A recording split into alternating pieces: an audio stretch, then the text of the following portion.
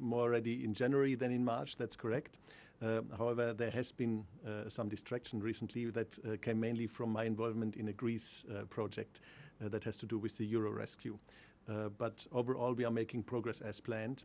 And the main element here is that if you want to pull together a consortium of 30 large investors, each of which invest 10 million.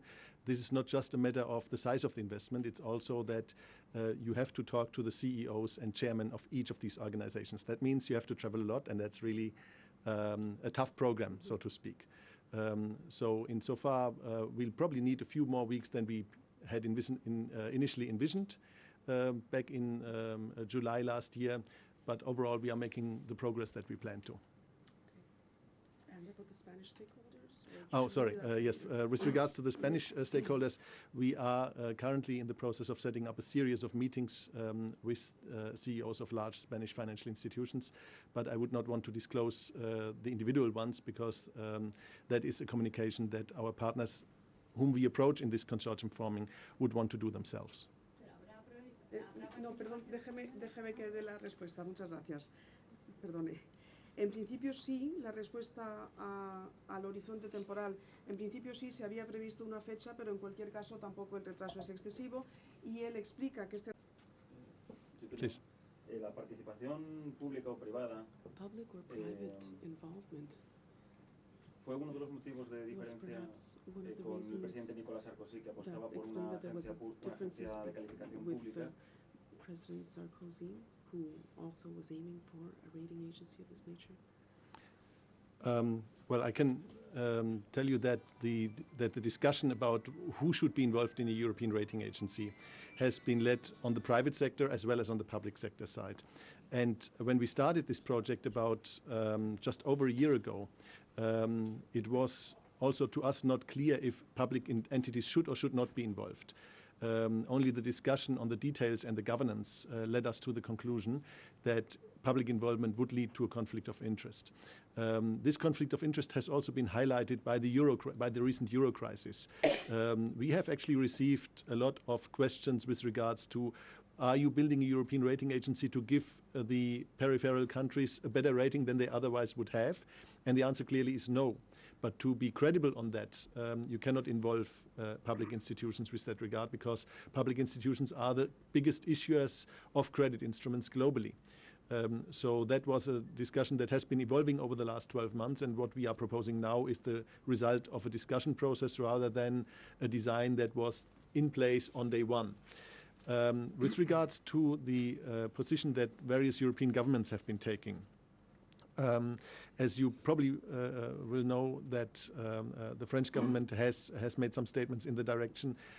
These statements also have been, or the discussion has been heated up by the most recent S&P error of accidentally downgrading France and then reversing it within 2 hours. These types of events obviously trigger political discussions that are sometimes a little bit more heated and a little bit more coming out of the day-to-day situation than our project would be able to afford.